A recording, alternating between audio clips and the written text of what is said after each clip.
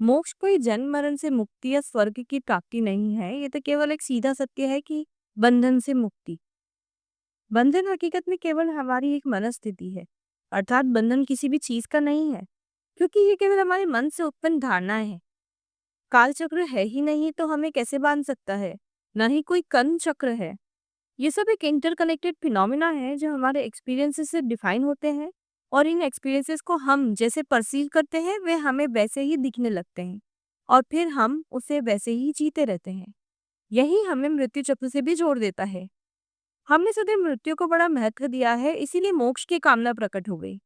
परंतु मृत्यु वो सत्य है जिसे हमने उसके असत्य स्वरूप से ही देखा है। ये इसलिए क्योंकि हम जीवन सदैव शरीर से अनुभव कर पाते हैं, इसलिए हम जीवन को शरीर से जोड़ देते हैं, और संसार में अनुभव को सत्य का दर्जा प्राप्त है। कुछ हद तक ये बात ठीक है, पर हकीकत में जीवन आत्मा का है।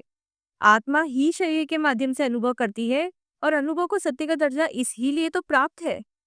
शरीर, मन, बुद्धि तो जरिए हैं जो संसार को देखने, महसूस करने और एनालाइज करने का काम करते हैं। और ये मल्टी डायमेंशनल फंक्शन है जहाँ हर व्यक्ति एक विशेष प्रकार से इसे करता है, क्योंकि ये प्रक्रिया इंसान के परिवार, समाज, स्थान, वातावरण, प्रकृति इत्यादि से प्रभावित रहती है। तभी हर व्यक्ति का अपना एक यूनिक परसेप्शन होता है, चाहे हमें कितने ही लाइक माइंडेड लोग मिले, पर फिर भी कुछ तो यूनिक रहता ही है। हम कॉम्युनैलिटी को मेजॉरिटी की वजह से अपने यूनिक एट्रीब्यूट से ज्यादा तवज्जो देते हैं, और वो यूनिक एलिमेंट हमारी सोल ही में रहकर एक सबकॉन्शियस कॉलिंग बन जाता है, जिसे इग्नोर करते करते हम ग्रुप मेंटालिटी को ही फॉलो करते रहते हैं और अपनी निर्णय क्षमता खो बैठते हैं, जो बस हल्की सी हमारी मन के कोने में रहती है। और इसीलिए हम फिर अपने निर्णय नहीं ले पाते, बल्कि उन्हें अपने से कमजोर व्यक्तियों पर थोपने लगते हैं। यहाँ कमजोरी ऊंच नीच की से उत्पन्न हुई है।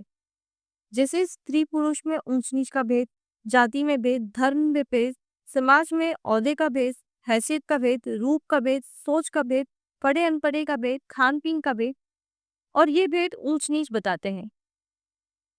लेकिन अगर ओप्रेस्ड लोग अपनी आवाज उठाए तो वो भी दबा दी जाती है।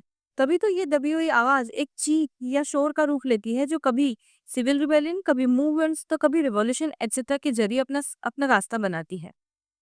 कई बार ये भी दबा दिए जाते हैं, लेकिन यही अगर इस आवाज से किसी को फायदा मिल रहा हो तो वे ऐसे मूवमेंट्स को सपोर्ट करने के डिस्गाइज में एक्सप्लॉइट करते हैं, और फिर से वहाँ कॉमनैलिटी को ही बढ़ावा देकर वे यूनिक एलिमेंट्स को दबाने की कोशिश करते हैं। तभी तो जिस हक, सम्मान, एक्सेप्टेंस और सच के लिए वो आवाज उठी थी, वो तो कहीं खो ही जाती है और कुछ और ही मकसद ले लेती है। जैसे कि फेमिनिज्म।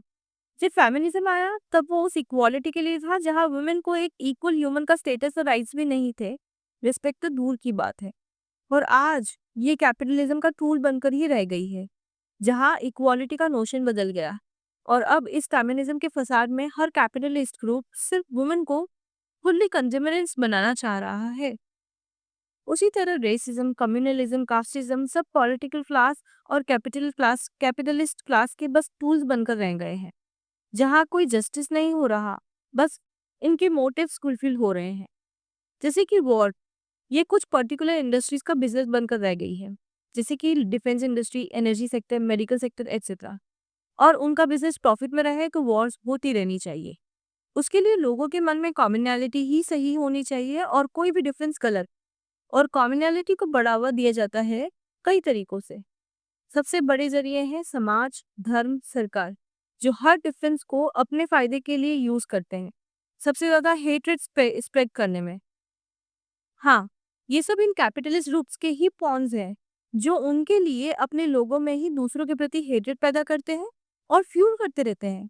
फिर एक इंसिडेंट स्टेज होता है जहाँ एक ग्रुप पर इल्जाम लगता है, और वो ग्रुप भी उस ब्लेम को अपना हक और प्राइड मानकर सपोर्ट करता है, जो अफेक्टेड ग्रुप के लिए एक लास्ट नेल इन द टूम का काम करती है।